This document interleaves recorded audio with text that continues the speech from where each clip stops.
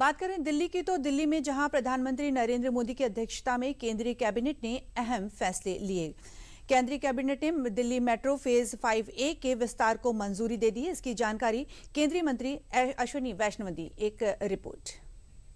वो बहुत इंपॉर्टेंट है। इसको फेज 5A कहा जाएगा। This will be Delhi metro phase 5A। 13 station इसमें बनेंगे, 10 अंडरग्राउंड एंड 3 एलिवेटेड स्टेशंस।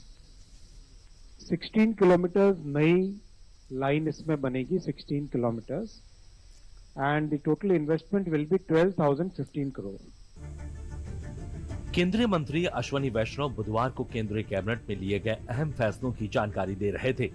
राष्ट्रीय राजधानी क्षेत्र NCR की लाइफलाइन कही जाने वाली दिल्ली मेट्रो के विस्तार को लेकर केंद्र सरकार ने एक बड़ा और अहम फैसला लिया है। प्रधानमंत्री नरेंद्र मोदी की अध्यक्षता में हुई केंद्रीय कैबिनेट की बैठक में दिल्ली मेट्रो फेज 5A के विस्तार प्रस्ताव को मंजूरी दे दी गई है। और अब इस विस्तार योजना के बारे में भी आइए जान लेते हैं। परियोजना के तहत दिल्ली मेट्रो नेटवर्क की 3 नए कॉरिडोर जोड़े जाएंगे। इन परियोजना पर 12,015 करोड़ रुपए खर्च किए जाएंगे। मेट्रो नेटवर्क में 16 किलोमीटर की नई लाइन जुड़ेंगी। इस विस्तार के तहत 13 नए स्टेशनों का निर्माण किया जाएगा। केंद्रीय मंत्री अश्विनी वैष्णव ने बताया है कि दिल्ली मेट्रो के चरण 5A परियोजना के तहत 3 नए कॉरिडोर का विस्तार तुगलकाबाद से कालिंदी कुंज तक, रामकृष्ण आश्रम से इंद्रप्रस्थ तक और एयरो सिटी से टर्मिनल 1 तक किया जाएगा।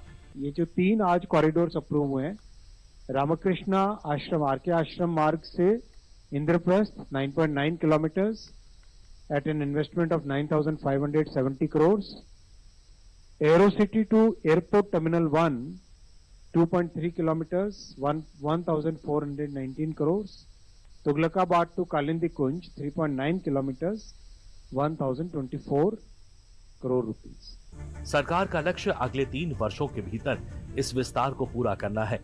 ज्यादातर काम अंडरग्राउंड होगा। वहीं केंद्रीय मंत्री ने बताया कि निर्माण में टनल बोरिंग मशीन TBM का इस्तेमाल होगा, जिससे ट्रैफिक पर कम असर पड़ेगा।